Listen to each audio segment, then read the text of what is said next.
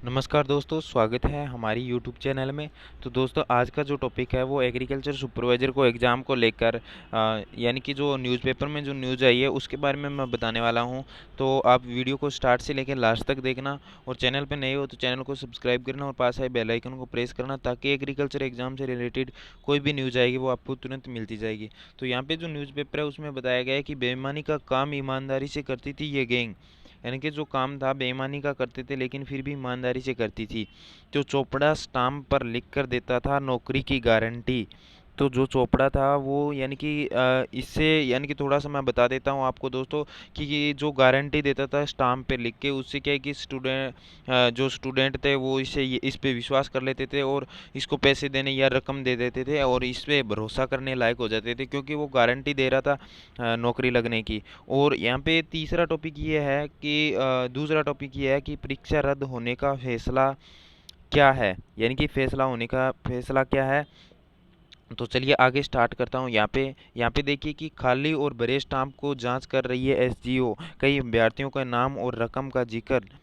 तो आगे है कि राजस्थान कर्मचारी चयन बोर्ड द्वारा आयोजित कृषि प्रशिक्षक भर्ती के नाम पर ठगी का खुलासे के बाद एसजीओ ने टीम लगातार आरोपियों से पूछताछ कर रही है, और जांच में जुटे एसजीओ अफसरों ने कहना है कि ये पूरी गैंग बेईमानी से काम भी बेहद ईमानदारी से करती थी, क्योंकि इससे अभ्यर्थियों को विश्वास हो जाए, इसके लिए रुपए देने के लिए गैंग सरगना राम प्रसाद चोपड़ा बाकायदा स्टाम्प पर लिखकर नौकरी की गारंटी देता था, यानी कि नौकरी देने की गारंटी देता था। स्टाम्प के चक्कर में कई अभ्यर्थी इसके चक्कर में फंसे थे, और बड़ी बड़ी मात्रा में ये स्टाम्प एसजीओ के हाथ में लगे, और इनमें से अभ्यर्थियों के नाम और रकम का जिक्र भी किया गया है।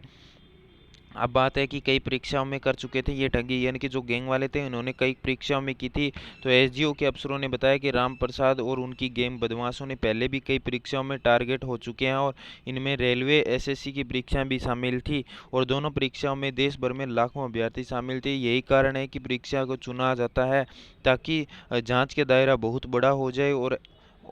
यानी कि जांच का दायरा बहुत बड़ा हो जाए और जांच की एजेंसियां जांच के सही तरीके से नहीं कर सके। और एसजीओ यानी कि एसजीओ अब तक सरगना साहपुरा निवासी राम प्रसाद चोपड़ा किशनगढ़, अभी जो है इसका नाम क्या बोलना है जो आपको पता भी है, छोड़ो। आगे है कि इनको गिरफ्तार कर लिया गया और सभी के फ़ोन एसजीओ के पास में है, और इन फ़ोन के नंबर के आधार पर गिरफ्तार लोगों की संख्या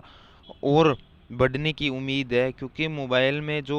उनके नंबर है उन नंबर से रिकॉर्डिंग निकाल रहे हैं, उससे यानी कि जो गैंग थी वो और बढ़ने के चांस है। फिलहाल सभी को 3 दिन तक रिमांड भी लिया गया है। इसकी न्यूज़ है वो 7 को आ जाएगी। तो यहाँ पे यानी बताया गया है कि इन जो टीम थी वो यानी कि एक तरह से स्टाम्प पे लिख के देती थी कि एग्ज़ाम है वो मैं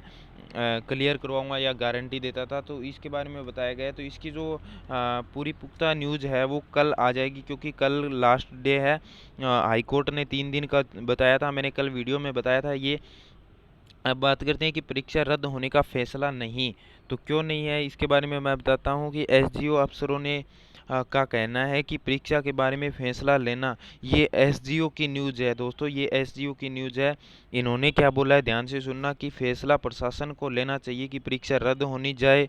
या दोबारा हो। इस बारे में अभी तक कुछ कहा नहीं जा सकता, और परीक्षा में चुने गए कई छात्रों से पूछताछ होनी है, यानी कि कई छात्र अभी तक बाकी है और कई छात्रों की जानकारी एसजीओ के पास में है। गौरतलब है कि इससे पहले पिछले साल एसजीओ ने पुलिस कांस्टेबल भर्ती में नकल गिरोह का खुलासा किया था, और इस खुलासे के बाद पुलिस प्रशासन ने उस परीक्षा को रद्द कर दिया गया, और यह परीक्षा 5,000 यानी कि 5,400 पदों पे हुई थी, और इसके बाद में 13,000 यानी कि 13,000 से ज़्यादा पदों में लिखित परीक्षा में सफल का आयोजन किया गया था। यानी कि इसके अंदर दोस्तों आज की न्यूज़ में बस इतना सा बताया गया कि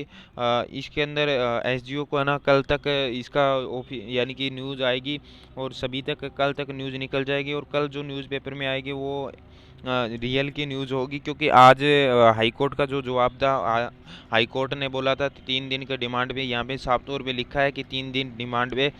तो ये डिमांड थी 3 दिन का हाई कोर्ट का बताया गया है, जबकि मैंने कल बताया था तो उसमें 7 तारीख का बता रखा था, तो 7 कल है। तो कल इसके बारे में न्यूज़ आएगी, तो कोई भी न्यूज़ इस तरह की आएगी या शाम तक कोई भी इस तरह की कोई भी किसी प्रकार की न्यूज़ होएगी तो इस चैनल पे हम आपको पोस्ट कर दूंगा। तो दोस्तों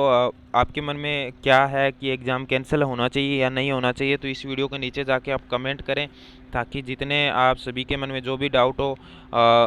हमें भी पता चले कि आप लोग क्या चाहते हो। तो मिलते हैं नई वीडियो के साथ, तब तक जय हिंद, वंदे मातरम।